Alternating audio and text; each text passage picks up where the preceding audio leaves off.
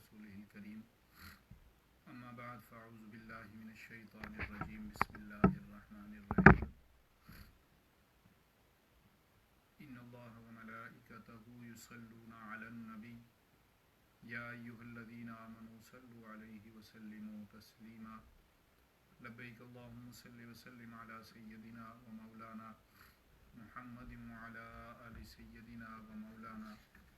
محمد وبارك وسلم وصل عليه الصلاة والسلام عليك يا سيدي يا رسول الله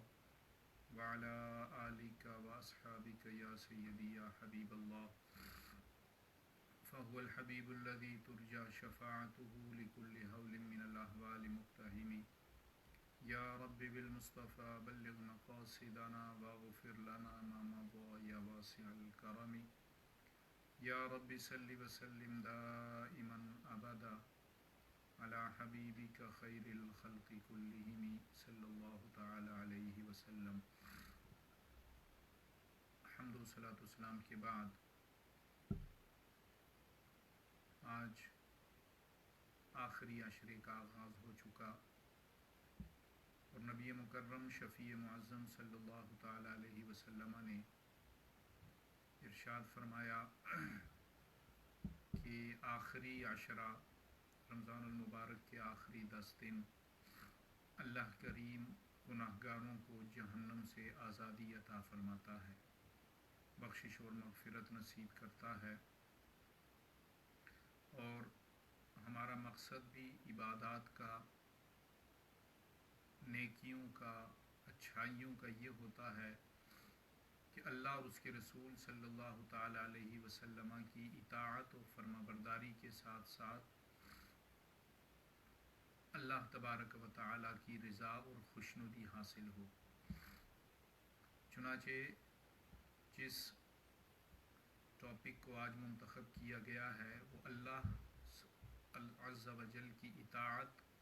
کرنے اور اس کی نافرمانی سے بچنے کے بارے میں ہے۔ قرآن حکیم میں بھی اللہ تبارک و تعالی نے ایمان والوں کو یہ حکم ارشاد فرمایا کہ قُلْ اطیعوا اللَّهَ وَالرَّسُولَ فَإِن تَوَلَّوْا فَإِنَّ اللَّهَ لَا يُحِبُّ الْكَافِرِينَ کہ اے محبوب صلی اللہ تعالی علیہ وسلم آپ فرما دیں کہ اللہ اور اس کے رسول صلی اللہ تعالی علیہ وسلم کی اطاعت کرو، فَإِن تَوَلَّوْا فَإِنَّ اللَّهَ لَا يُحِبُّ الْكَافِرِينَ پھر اگر وہ روگردانی کریں، نافرمانی کریں، اس سے پھر جائیں تو اللہ کافروں کو، نافرمانی کرنے والوں کو پسند نہیں فرماتا۔ تو اس آیہ مقدسہ میں اللہ تبارک و تعالی نے اپنی اور اپنے پیارے محبوب کریم علیہ السلام کی اطاعت کرنے کی تلقین ہمیں فرمائی۔ دوسری آیہ مقدسہ میں سورہ نساء کی آیہ مقدسہ میں اللہ فرماتا ہے من یطع الرسول فقد اطاع اللہ، جس نے رسول اللہ صلی اللہ تعالی علیہ وسلم کی اطاعت کی، حکم مانا، فقد اطاع اللہ تو اس نے اللہ کا حکم مانا،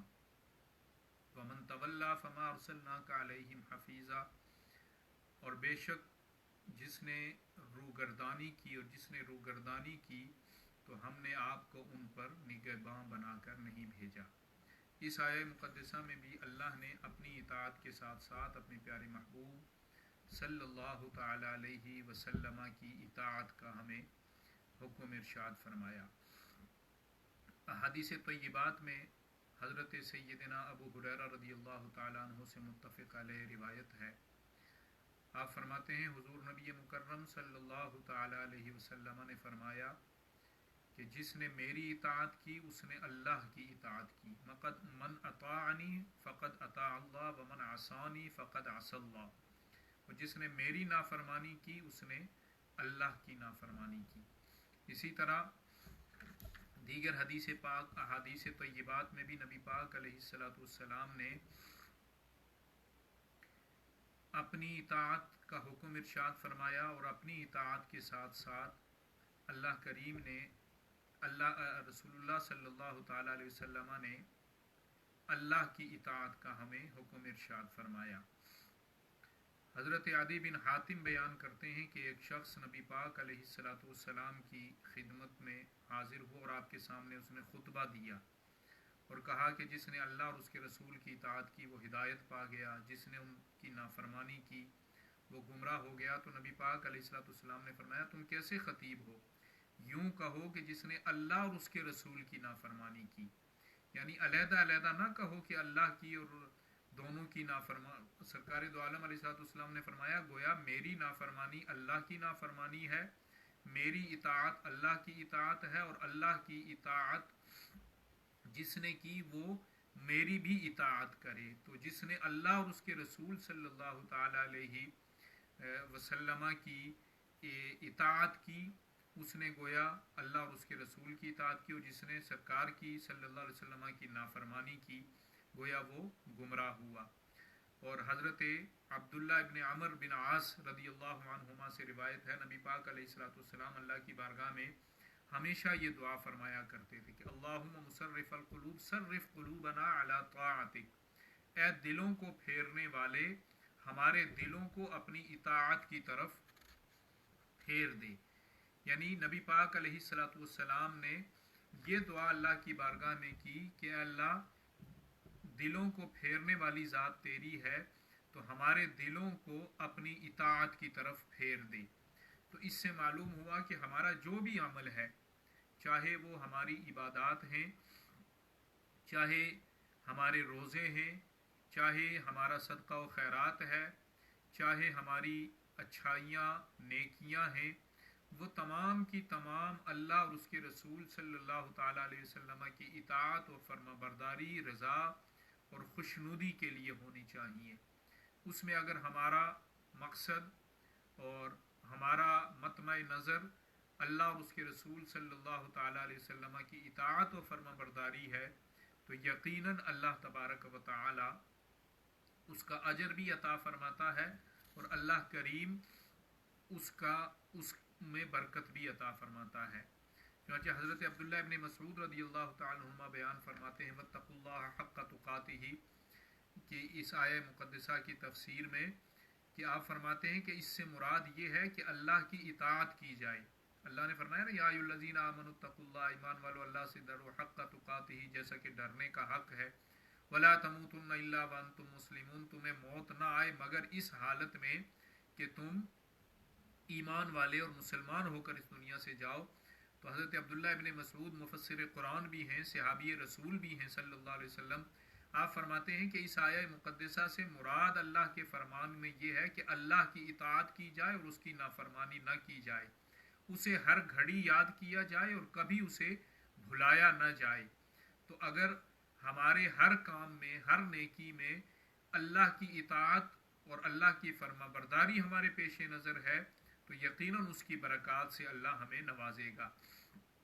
اور حضرت ابو درداء رضی اللہ تعالیٰ عنہ نے حضرت سلمہ بن مخلد کی طرف لکھا کہ جب بندہ مکتوب لکھتے ہوئے آپ فرماتے ہیں کہ جب بندہ اللہ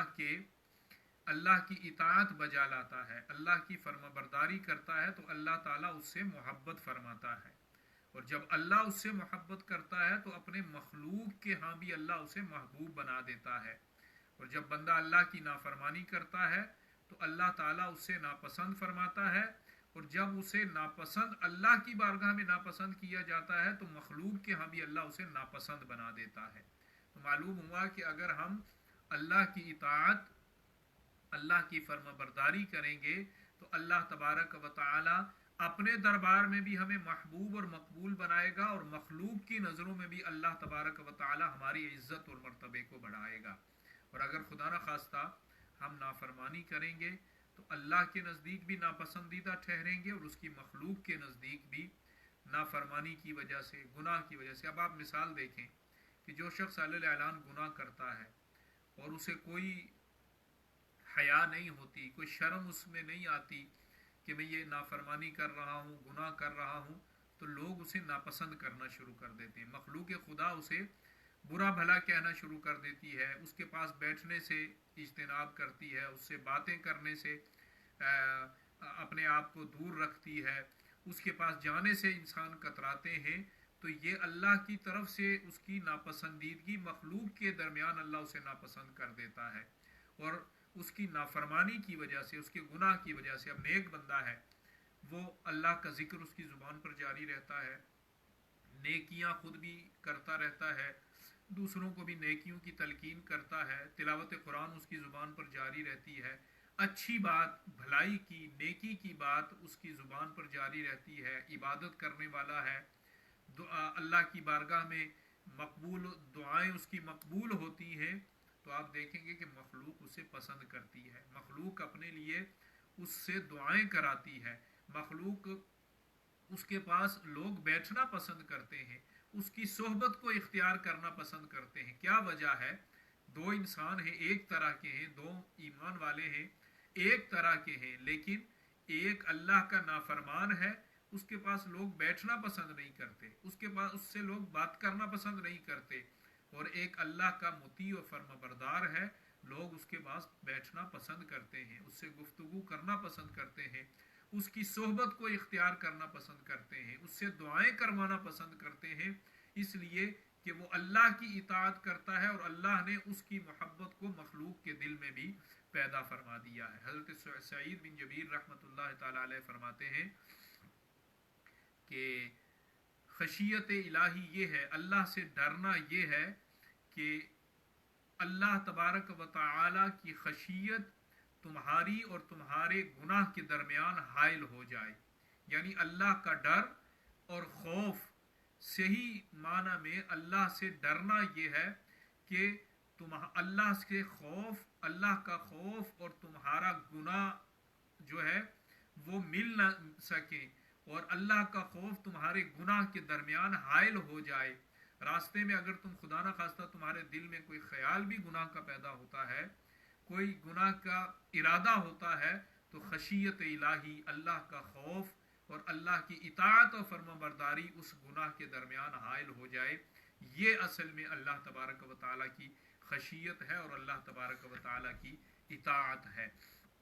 حضرت ذوالنون مصری رحمۃ اللہ تعالی علیہ بیان فرماتے ہیں کہ جو میرا اطاعت، اللہ نے فرمایا جو میرا اطاعت گزار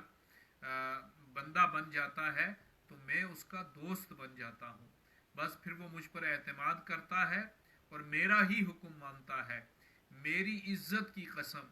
اگر وہ بندہ مجھ سے دنیا کے زوال کا بھی سوال کرے تو میں اس کی خاطر اس دنیا کو بھی زائل کر دوں، یعنی اتنا اسے میں اپنی اطاعت کی وجہ سے، اپنے قرب کی وجہ سے اسے محبوب بنا لیتا ہوں کہ اگر وہ دنیا کے زائل کرنے کا مجھ سے سوال کرتا ہے تو میں اس کی اس دعا کو بھی رد نہیں فرماتا۔ تو اور دوسری ایک قول میں حضرت ذوالنون مصری رحمۃ اللہ علیہ فرماتے ہیں کہ عبودیت یہ ہے کہ ہر حال میں اس کا بندہ اس کا بنا رہے، جس طرح وہ ہر حال میں تمہارا رب ہے، اسی طرح ہر حال میں، اچھا حال ہے، آسودہ حال ہے، مشکل میں ہے، بیماری میں ہے، صحت میں ہے، ہر حال میں وہ اپنے رب کا بندہ بنا رہے، یہ جو ہے وہ عبودیت ہے اور اللہ تبارک و تعالیٰ کی اطاعت اور فرما برداری ہے۔ تو ہمیں چاہیے کہ اگر اس ماہ مقدسہ میں بھی اور ویسے بھی ساری زندگی اللہ کی اطاعت و فرما برداری ہم کریں، اللہ کی نافرمانی سے اپنے آپ کو بچائیں، اور دوسروں کو بھی یہ تلقین کریں کہ ایسی عادات کو ہم اپنائیں، ایسی نیکیوں کو ہم اپنائیں کہ دوسرے ہمارے پاس بیٹھنے کو پسند کریں، ہمارے پاس ہماری صحبت اختیار کرنے کو پسند کریں، اور ہمیں اللہ کے مقبول بندوں میں اللہ تبارک و تعالیٰ اپنے محبوب اور مقربین بندوں کی صف میں شامل فرمائے ہماری اطاعت کی وجہ سے۔ تو یہ آج کے اس ٹاپک میں ہم نے اس حدیث پاک کو منتخب کیا کہ ہمارا ہر عمل اللہ اور اس کے رسول صلی اللہ تعالیٰ علیہ وسلم کی اطاعت اور فرما برداری میں اگر ہوگا تو انشاءاللہ دنیا میں بھی اس کا فائدہ ہے، مخلوق میں بھی اس کا اللہ فائدہ عطا فرمائے گا، آخرت میں بھی، قبر میں بھی اس کا فائدہ عطا فرمائے گا، اور کل بروز قیامت، بروز حشر بھی اللہ تبارک و تعالیٰ اس اطاعت اور فرما برداری کا ہمیں فائدہ عطا فرمائے گا، اور اگر ہم اللہ کی نافرمانی سے اپنے آپ کو بچائیں گے تو دنیا میں بھی اس کا فائدہ ہوگا اور اللہ اخروی فائدہ بھی اس کا عطا فرمائے گا۔ ایک دفعہ پہلے بھی آواز کا ایشو ہوا تھا، آج بھی کچھ دوست کامنٹس کر رہے ہیں کہ شاید غالباً آج بھی کچھ آواز کا ایشو ہے، تو یہ نیٹ کا پرابلم شاید ہو جاتا ہے، اس وجہ سے کچھ آواز میں پرابلم، آواز کم ہوتی ہے۔ کوشش تو ہم کرتے ہیں کہ آپ تک جو ہماری آواز پہنچے وہ بہتر طریقے سے پہنچے، لیکن بعض اوقات نیٹ کا ایشو ہو جاتا ہے، مائک کا ایشو بعض اوقات ہو جاتا ہے۔ تو پہلے بھی ایک دفعہ یہ ایشو ہوا ہے، آج بھی یہ ایشو ہے، تو اس پر ہم اپنے اس حدیث پاک کے اس درس کو آج ختم کرتے ہیں۔ دعا کرتے ہیں کہ اللہ تبارک و تعالی آج جمعۃ المبارک کی برکت سے، اور بالخصوص 21 رمضان المبارک سیدنا امیر المؤمنین سیدنا علی المرتضیٰ رضی اللہ تعالیٰ عنہ کا یوم شہادت ہے، اور میں نے جمعے میں کے خطبے میں بھی عرض کیا تھا کہ سیدنا علی المرتضیٰ رضی اللہ تعالیٰ عنہ کو اللہ نے، اللہ کے محبوب علیہ الصلوۃ والسلام نے آپ کے فضائل کو بیان فرمایا ہے۔ احادیث طیبات میں آپ کو مدینۃ العلم کہا گیا ہے۔ انا سرکار نے فرمایا انا مدینۃ العلم وعلی باب، وہ آپ کو علم کے شہر کا دروازہ سرکار نے فرمایا۔ ایک جگہ فرمایا انا مدینۃ الحکمت وعلی بابھا،